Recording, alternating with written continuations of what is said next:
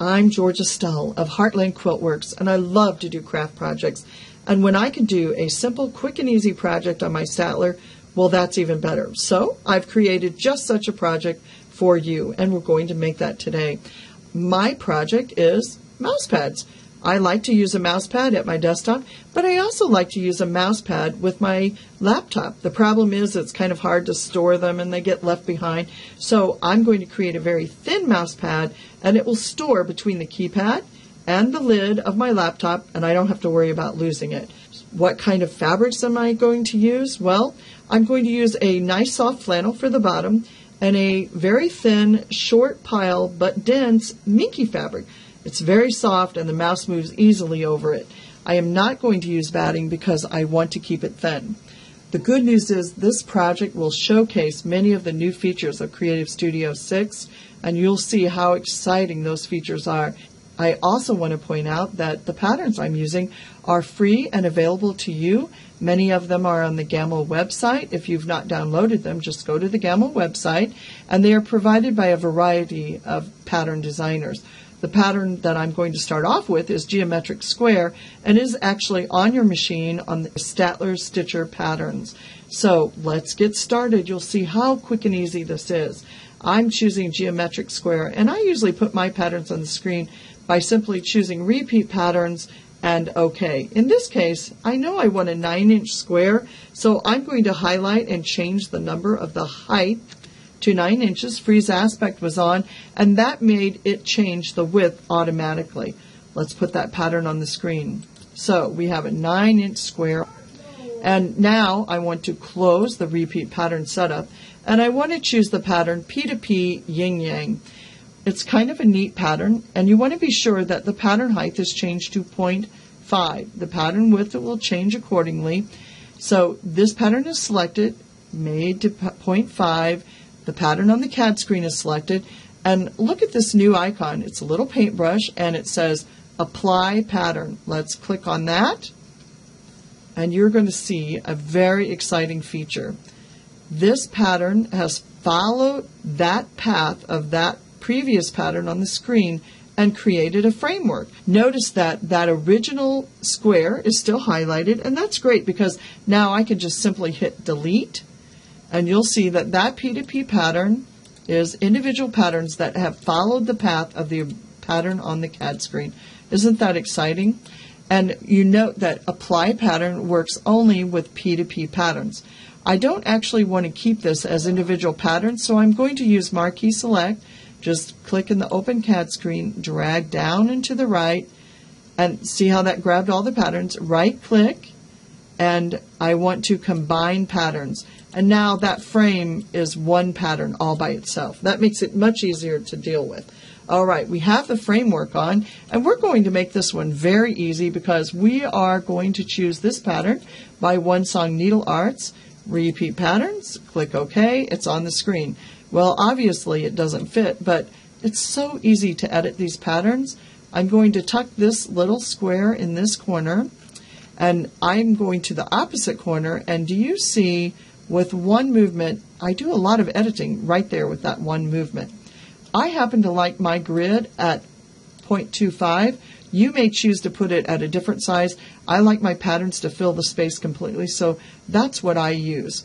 Now we're going to do a little bit of editing. I actually want this right to the edge, less than a half an inch. Less than a quarter of an inch. What am I saying? And we want all four sides to be even.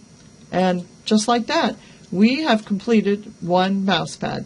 When I get done stitching, I will simply use my pinking rotary cutter and cut around the edges, and I can also just cut with a pair of scissors. Let's move that to the side. If I don't move that to the side, all of the other patterns for creating the next one will come right on top of that. So we're going to move that to the side, close our repeat pattern setup, start with that geometric square again, repeat patterns, change it to 9 inches, put it on the screen. There we go. We have our outside framework. And this time we're going to add something else to it. We're going to choose our P2P Yin Yang. It's at 0.5, but we are going to hold down the Control key, choose P2P Flutter Beat. Now Flutterbee is a lot bigger. I'm actually going to change that Flutterbee to 0.5 because I want it to be in relationship to the yin yang. I have both of these patterns highlighted. I have this pattern selected on the screen, and we're going to once again choose Apply Pattern. And you will see that not only does it follow the path of the outside, but it concatenates. Isn't that beautiful? Again, the outside basic framework is there. We're going to delete that. I don't need that. And now we have a pattern, a frame that we've created. Let's select the whole frame, right-click, Combine. That makes it one whole pattern that we can move all by itself. And let's see, what should we put in that? I think this kind of has a modern look, so I've decided on a flower by Natalie Majors, available in Jukebox Quilting folder on the Gamma website. Once more, repeat patterns, click OK. It's almost the same size. Did you notice when I first clicked, I got the outside frame? One more click will get you to the inside pattern. And let's get that top corner. I find if I get the top left corner right, I can almost always pull this direction down and over and get most of my editing done right there. And I think that one's perfect. How fast was that to create two different mouse pads, two different looks? All right, let's do one more. We're having so much fun, and it's so fast and easy. Let's start with that geometric square, put it on the screen. We wanted a 9-inch square, put it on the screen. Here we go. This time, let's close that repeat pattern. This time, let's use TJ Spicer of Stitch Happy. Let's use her pattern, P2P Fun 6A. And I want this one to run at 2 inches because it's going to give it a totally different look. So that is selected, 2 inches. Select this pattern, choose Apply Pattern, and let's see what we end up with. I think it's going to be a totally different look. Wow. You know, that is just not as pleasing as I wanted it to be. Notice that the corners just got a little funky. I did this on purpose because I want you to see that you do have to think ahead a little bit. Remember, I had a 9-inch square and 2-inch pattern. 2 doesn't go into 9 evenly, so it's kind of a problem. It's a bigger problem when the bigger the pattern is to try to fit it in. So let's Control Z, which takes that pattern out. And instead, wouldn't it be easier if 2 inches would go into an 8-inch mouse pad? Let's try that. And let's give our mouse pad 8 inches. So we have an 8-inch mouse pad. We're going to choose P2P Fun again, 2 inches, Apply Pattern, and I think the result is going to be much more pleasing. The good news is we'll still be able to get a 9-inch mouse pad there. Isn't that much more pleasing? And who would have thought this design could look like this? I would have never dreamed. And it's such a different look than what we got on the framework of these two. Remember that we said we wanted a 9-inch block? No problem.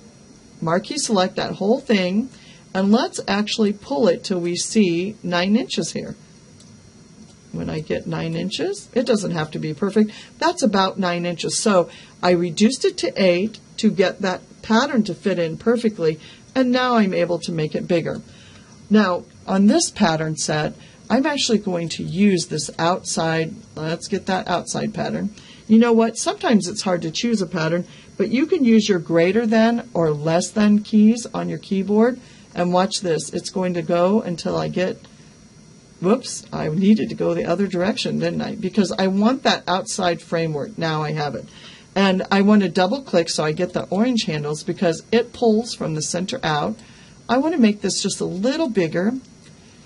I'm going to actually create 3 stitch lines so that I can cut around the edges and not worry about raveling. So let's right click and let's echo the pattern, and let's echo it very small. Let's put 0.05, place echo. That echo is highlighted so I can easily add one more echo right there. Place echo pattern, and that's just like I want it. Isn't that great? So I have the 3 stitching lines. When they get done stitching, I'll be able to just cut around that and I won't have to worry about raveling. But this doesn't look quite complete, so I found this great pattern called Japanese Crest chrysanthemum, don't say that too fast, and repeat patterns, pop it in there. Once again, this one is actually the orange handles. So why don't we put it in the center, and all we have to do is just push in, and when we get it the right size, then center it just perfect.